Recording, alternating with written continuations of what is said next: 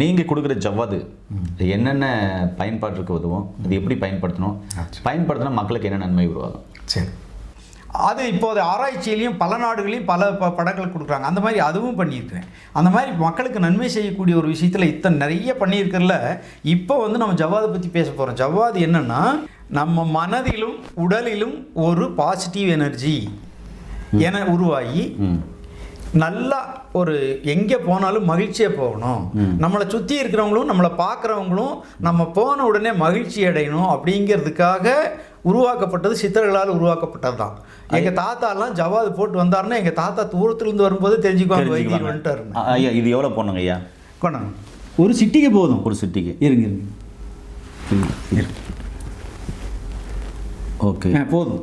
இவ்வளோ போதுங்களா? அவ்வளோதான், ஒரு மனிதனுக்கு அவ்வளோ போதும். நண்பர்களே பார்த்தீங்கன்னா தினமும் பார்த்தீங்கன்னா காலை நேரத்தில் இந்த ஜவ்வாதை எடுத்து இவ்வளோ போட்டு தண்ணி எவ்வளோ ஊற்றணும்? தண்ணி கொஞ்சம் 10 சொட்டு, ஒரு 10 சொட்டுங்களா? விடுங்க நல்லா விடுங்க. ஏன்னா தேய்க்கலாம், உடம்புல தேய்ச்சிக்கலாம், அதிகமாக இருந்தாலும் தப்பு இல்லை. ஓகேங்களா? நல்லா போடுங்க, நீங்கள் கொஞ்சம் போடுங்க. ஓகேங்களா? நல்லா பரப்பரந்து கையை தேய்ங்க, இப்படி 2 கையிலையும் தேய்ங்க. தேய்ச்சிட்டு கழுத்து தேய்ங்க. நீங்கள் இந்த கழுத்தில் சுற்றியும் தேய்ங்க. எங்கேயா? கழுத்தில் சுற்றி பின் கழுத்துலேருந்து முன்னால் வாங்க. அவ்வளோ, இப்போ கையில் தேய்ச்சிக்க முடியும். நீங்கள் போகிற இடமெல்லாம் மணக்கும். ஓ, இங்கே தான் எங்கே போனாலும் மணக்கும். இது இன்னும் போடுற முறைப்படி சொல்லிடுறேன்.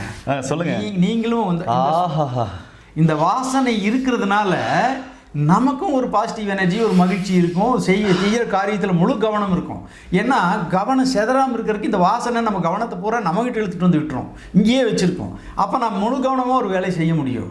அதில் இப்போ சிந்தட்டிக்கில் நிறையா சென்ட் வகைகள் வந்துருச்சு. மக்கள் பசங்கள்லாம் இன்றைக்கி பார்த்தோன்னா 2000 ரூபாய்க்கு, 5000 ரூபாய்க்கு, 500 ரூபாய்க்கு இப்படியெல்லாம் நிறைய சென்ட்டுகள் நிறைய பேர் தயாரித்து மார்க்கெட்டில் விட்டுருக்காங்க. அதுவும் மகிழ்ச்சியை கொடுக்குது.